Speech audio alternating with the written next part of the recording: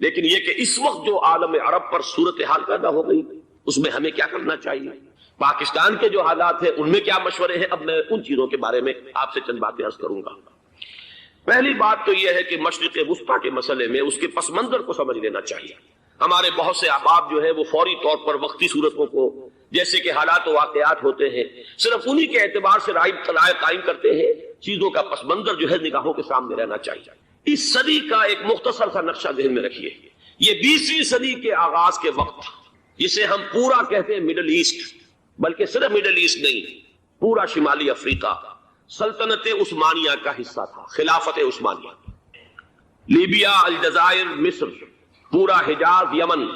پورا عراق، شام، اور یہ شام ہی کے حصے ہیں در حقیقت، اردن اور لبنان، یہ سب یہ شام عرب، عراق عرب، یہ پورا علاقہ خلافت عثمانیہ یہ اس کا حصہ تھا۔ پہلی جنگ عظیم میں انگریزوں نے عربوں کو بغاوت پر آمادہ کیا، غداری پر آمادہ کیا، انہوں نے خلافت عثمانیہ کے خلاف بغاوت کی، بیج بوئے ان کے دلوں کے اندر نفرت میں، ابھارا انہیں تم ترکوں کے غلام کیوں ہو، تمہیں خود حاکم ہونا چاہیے، تم کھڑے ہو جاؤ ہم مدد کریں گے، تم بغاوت کرو، تم ان ترکوں کے خلاف ہماری مدد کرو، ہم تمہیں آزاد کر دیں گے، تم اپنے پاؤں پر خود کھڑے ہو جانا۔ یہ بہت ہی ہمارے لیے دردناک المیہ ہے پہلی جنگ عظیم کا۔ کرنل لارنس جیسا شخص، برطانوی استعمار، اور اس کے نتیجے میں عربوں نے بغاوت کی۔ اور اس قدر دردناک بات آپ کو بتا رہا ہوں، میں پہلی مرتبہ جب سن 62 میں حج کے لیے گیا مدینہ منورہ میں، ابھی وہ ریل کے انجن کھڑے ہوئے تھے۔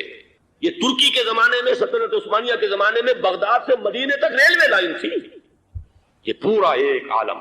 سلطنت عثمانیہ، صرف سلطنت نہیں، خلافت عثمانیہ، پوری ٹرینیں جو ہے ترکوں کی اڑائی گئی، ہزاروں ترکوں کو شہید کیا گیا، یہاں تک کہ صحن حرم میں شہید کیے گئے سینکڑوں ترک۔ یہ جرم تھوڑے نہیں ہے، معمولی نہیں ہے۔ آج جس کی سزا مل رہی ہے معلوم ہونا چاہیے کہ وہ جرائم کون کون سے تھے۔ اب بھی جو لوگ گئے ہیں انہوں نے دیکھا ہوگا ترکی کا قلعہ موجود ہے اوپر پہاڑی کے اوپر، حرم کا جو سب سے بڑا دروازہ ہے باب ملک عبد العزیز، اس کے سامنے ایک لائبریری ہوتی تھی، اب تو غالباً وہ بھی گرا دی گئی ہے، اس کے پیچھے پہاڑی پر ترکوں کا قلعہ ہے پرانا، اس پر توپیں موجود تھیں۔ جب بغاوت ہوئی ہے جو حرم میں آئے ہوئے تھے ترک فوجی، ظاہر بات ہے نہتے، وہ تو نماز پڑھنے آئے ہوئے تھے، ان کو وہاں ذبح کیا گیا ہے، اور ترکوں نے اپنی توپیں استعمال نہیں کی کہ کہیں بیت اللہ کو کوئی نہ پہنچ جائے۔ بہرحال یہ غداری ہوئی ہے پہلی جنگ عظیم کے دوران، اور نہ صرف ترکوں پہ عربوں نے کی ہے۔ جیسا کہ میں نے کہا تھا، دو ہیں سب سے بڑے مجرم روئے ارضی کے اوپر امت مسلمہ کے طبقات۔ ہمارا پنجابی سپاہی بھی جا کر انگریزوں کی مدد کر کے ایلن بی کو قبضہ جو لے کر دیا بغداد کا، اس میں ہمارے مسلمان پنجابی سپاہی بھی شامل تھے۔ یہ خون چکاں باب ہے ہماری تاریخ کا اس صدی کا۔ لیکن اس کے بعد سلطنت عثمانیہ کے ٹکڑے ہو گئے، چیچڑے ہو گئے۔ ایک انگریز نے لکھا ہے یہ جملہ، زہر میں بجھا ہوا جملہ، کہ تاریخ میں یہ بات ثبت ہو جائے گی کہ ایک انگریز نے اس سلطنت کے ٹکڑے کر دیے کہ جو عمر فاروق نے قائم کی تھی رضی اللہ تعالی عنہ۔ یہ پورا عالم، یہ تمام علاقہ کس نے فتح کیا گیا؟ یہ بات ہاتھ بدل گئے تھے، پھر ترک آ گئے، خلافت عثمانیوں کے پاس چلی گئی، لیکن یہ سلطنت تو حضرت عمر رضی اللہ تعالیٰ عنہ کے زمانے سے چلی آ رہی تھی۔ اس کو ایک انگریز کرنل نے، اور اس نے بغاوت میں آمادہ کر کے عربوں کو اور ترکوں کے پیٹھ میں چھرا ڈھپوا کر ان کے ذریعے سے اور ٹکڑے کر دیے۔ لیکن جب جنگ ختم ہوئی، اب انہوں نے کہا کہ اب ہمیں آزادی دیجیے، تو اب انہیں معلوم ہوا کہ غداروں کو دنیا میں کیا ملتا ہے، ٹکڑے کر دیے گئے۔ یہ حصہ عراق یہ انگریز کے پاس رہے گا، شام کا یہ علاقہ یہ فرانسیسیوں کے پاس رہے گا، مصر پر انگریزوں کا تسلط رہے گا، لیبیا اطالویوں کے پاس رہے گا، لے دے کر یہ جو علاقہ تھا حجاز، کیونکہ وہاں کچھ تھا ہی نہیں، بوادن غیر ذی زرع، یہ عربوں کے پاس چھوڑ دیا گیا۔ اس وقت جو بادشاہ ہیں شاہ حسین اردن کے، ان کے دادا سب سے بڑے غدار وہی تھے، لہذا ان کو اس علاقے کی بادشاہت دے دی گئی۔ اس کے بعد نجد سے ایک تحریک اٹھی ہے، وہ سعودی جو خاندان ہے وہ نجد سے اٹھا تھا۔ نجد میں اس وقت کچھ بھی نہیں تھا، وہ تو صرف ریت کے تودے تھے اور کچھ بھی نہیں، لہذا ادھر کسی استعماری قوت کو دیکھنے کی ضرورت ہی نہیں تھی۔ وہ تو بعد میں تیل برآمد ہوا اور اس کی حیثیت ہو گئی، اور یہ امارات کا علاقہ جو ہے اس کی دنیا میں اب گویا کہ یوں سمجھیے کہ جو سب سے زیادہ اہم علاقے ہو سکتے ہیں روئے ارضی کے نقشے پر، ان میں سے ایک وہ ہو گیا۔ لیکن یہ اس وقت کی بات میں کر رہا ہوں، کوئی حیثیت نہیں تھی، لہذا اس کو چھوڑ دیا گیا۔ یہ ہے تاریخی پس منظر، یہ لکیریں جو کھینچی گئی ہیں یہ ایک ملت اسلامیہ کو جو قومیتوں میں تقسیم کیا گیا، پھر نعرے لگوائے گئے المصر للمصریین الشام للشامیین، اب شامی ایک علیحدہ قوم ہو چکے ہیں، مصری ایک علیحدہ قوم ہو چکے ہیں، عراقی ایک علیحدہ قوم ہو چکے ہیں۔ یہ ساری تقسیمیں استعمار کی پیدا کرنا ہے، اس کا کوئی تعلق اسلام کے ساتھ نہیں۔ اب ضرورت تو اس بات کی تھی کہ استعمار کے پنجے جب یہاں سے کچھ ہٹے، دوسری جنگ عظیم کے بعد ایک دور آیا، امریکہ ابھرا ہے دنیا کی عالمی سطح پر سیاست میں، اس کے ہاں کچھ آزادی کے تصورات تھے، اس نے بھی سپورٹ کیا۔ برطانیہ کمزور ہو چکا تھا، وہ اتنے بڑے علاقے کو ہولڈ نہیں کر سکتا تھا۔ ہندوستان بھی آزاد ہوا، پھر یہ کہ اور دوسرے علاقوں سے بھی اس کو پسپائی اختیار کرنی پڑی۔ استعمار کے پنجے جس طرح بھی ہوئے، ان کے سینوں سے، عربوں کے سینوں سے جو ہے گویا کہ وہ ہٹے، لیکن امریکہ نے ایک اپنی بہت بڑی حکمت عملی جو اختیار کی، عالم عرب کے سینے میں اسرائیل کا خنجر پیوست کر دیا تاکہ یہ کبھی آزاد نہ ہو جائے، ہمارے انگوٹھے تلے رہے، ہماری پالیسی گورن کرے۔ یہ استعمار کا دوسری جنگ عظیم کے بعد جہاں برطانوی استعمار، فرانسیسی استعمار رفتہ رفتہ یہ ہٹنے شروع ہوئے۔ صدر ناصر نے انگریزوں کو اٹھا کر پھینکا میڈیٹرینین میں اور دوسرے جگہوں سے، الجزائر نے آزادی حاصل کی فرانس سے، اطالویوں سے جو ہے لیبیا والوں نے آزادی حاصل کی، یہ ہو گیا، لیکن ایک خنجر پیوست کر دیا گیا اسرائیل کا سینہ عرب۔ اس صورتحال میں ظاہر بات ہے کہ ایک تو بڑی آئیڈیل پوزیشن تھی کہ پورا عالم اسلام متحد ہو، لیکن وہ تو بہت دور کا خواب معلوم ہوتا ہے۔ علامہ اقبال سے بڑا کوئی نقیب نہیں ہے ملت اسلامی کی وحدت کا۔ ایک ہو مسلم حرم کی پاسبانی کے لیے، نیل کے ساحل سے لے کر تابخا کے کاشغر، لیکن انہیں بھی اپنے لیکچرز میں کہنا پڑا کہ اس وقت جو صورتحال ہے پورے عالم اسلام کی ایک وحدت بن جانا تو تقریباً ناممکن نظر آ رہا ہے۔ اگر کسی طرح ایک common wealth of Muslim nations وجود میں آ جائے تو بھی بڑی کامیابی ہوگی، لیکن اس سے بھی پہلے یہ تو زیادہ آسان تھا کہ عالم عرب ایک وحدت کی شکل اختیار کر لے۔ یہ تو ایک قوم ہے، اکثر و بیشتر ایک نسل یا زیادہ دو نسلیں کہتی ہیں۔ شمالی افریقہ میں بربر نسل بھی ہے، باقی تو سب عرب ہیں۔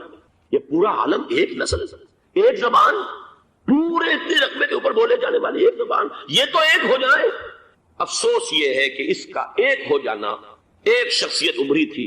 جو مذہبی مزاج کی شخصیت تھی، جو دینی مزاج کی حامل شخصیت تھی، اگر اس کی قیادت میں عالم عرب متحد ہو جاتا تو واقعتاً ایک بہت بڑا جو ہے مرحلہ وہ طے ہو جاتا پوری عالمی ملت اسلامیہ کی ایک وحدت اختیار کرنے کا۔ وہ شخصیت تھی شاہ فیصل شہید کی، اور اس لفظ کے ساتھ ہی آپ کے ذہن میں آ گیا ہوگا کیوں انہیں شہید کر دیا گیا، کس نے کیا کرایا، کہاں سے تعلیم حاصل کر کے آیا تھا وہ جس نے شہید کیا شاہ فیصل شہید کو، اس کی گردن پر کون سوار تھی، وہ یہودی لڑکی کے جس کے فوٹو بھی شائع ہوئے، ایک گردن پر اٹھائے کھڑا ہوا شہزادہ اپنی ایک یہودی دوست کو، لڑکی کو، اور وہی ہے کہ جس نے جا کر پستول سے شہید کیا ہے۔ جان اچھی طرح جان لیجئے، جیسے بارہا میں نے عرض کیا ہے کہ حضرت عمر کو شہید کرنے والا کہنے کو ابو لولو فیروز تھا، لیکن اس کے پیچھے پورا ایرانی نسل پرستی کا جو پورا پس منظر ہے، اسے تو ہر شخص جس کی ذرا بھی نگاہ جو ہے جو صرف منظر کو نہ دیکھ رہی ہو، پس منظر کو بھی دیکھنے والی ہو، وہ تو جان لے گی کہ ابو لولو فیروز ایک فرد کا نام نہیں تھا، وہ ایران کا انتقام تھا عالم عرب سے۔ بالکل اسی طریقے سے یہ امریکی استعمار کا ہتھ کنڈا تھا، اسے محسوس ہوا۔ شاہ فیصل مذہبی مزاج کا شخص یہ ابھر رہا ہے، اور یہ شاہ فیصل کی حکمت عملی کا ذرا آپ اندازہ کیجئے۔ لاہور میں سمٹ کانفرنس ہوئی، اس میں وہ آئے، سب سے ٹاورنگ پرسنالٹی پورے اس وقت عالم اسلام کے اندر شاہ فیصل کی تھی، اور وہ گویا کہ ایک بہت ہی جس کو کہا جائے کہ ایک بہت ایلڈرلی، ایک بزرگانہ ایک شخصیت جو ہے، اور انہوں نے اپنی دولت کے دروازے، عرب میں وہ مشہور تھے کہ نہایت خسیس اور بخیل انسان ہے، اس لیے کہ وہاں وہ خرچ کرتے تھے حساب کتاب کے ساتھ، لیکن ان کے خزانے کھلے ہوئے تھے عالم اسلام کے لیے، ادھر بھی مدد ہے، ادھر بھی مدد ہے، ادھر بھی کام ہو رہا ہے، ادھر بھی کام ہو رہا ہے۔ پھر انہوں نے تیل کا ہتھیار استعمال کر کے ایک دفعہ امریکہ کو دن میں تارے دکھا دیے تھے، لہذا ان کا ہٹایا جانا سین سے یہ امریکی استعمار کے لیے لازم تھا۔ اب لے دے کر رہ گئے کون؟ سیکولر مزاج کے لوگ۔ پہلی اٹمپٹ جمال عبد الناصر نے کی، ناکام ہو گیا۔ قذافی صاحب نے کوشش کی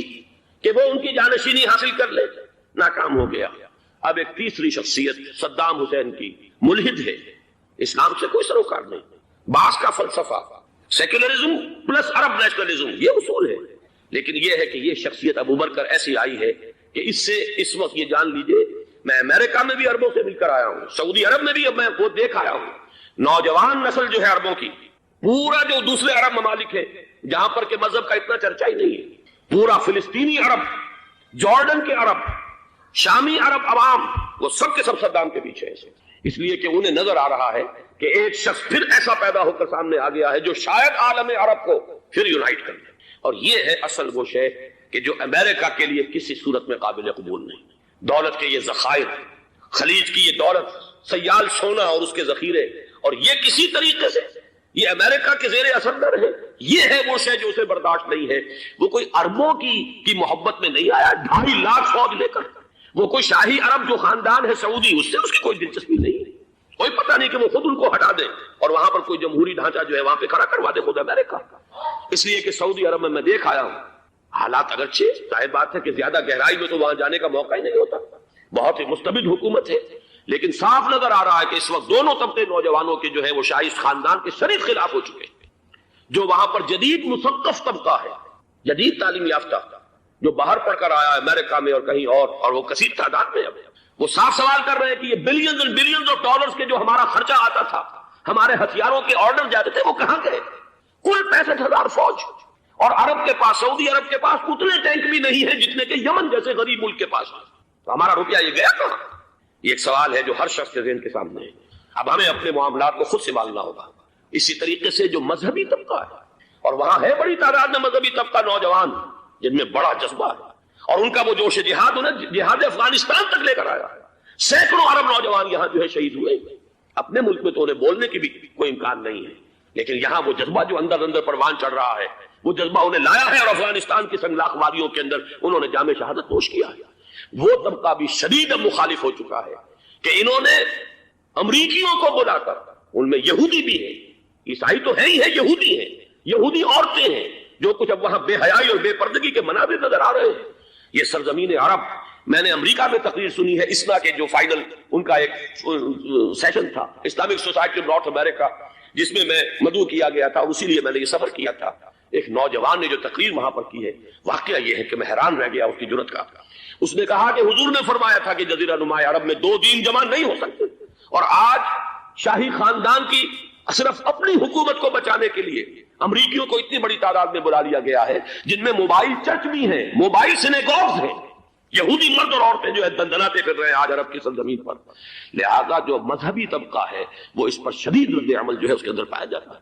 یہ حالات ہیں جو میں آپ کے سامنے چاہتا تھا کہ رکھ دوں۔ یہ وہ شامت اعمال ہے۔ ایک طرف یہ کہ وہ شخصیت جو ہے صدام حسین کی، وہ کوئی پسندیدہ شخصیت نہیں، لیکن یہ کہ اس شخصیت کو تقویت دینے والے بھی تو یہی لوگ تھے۔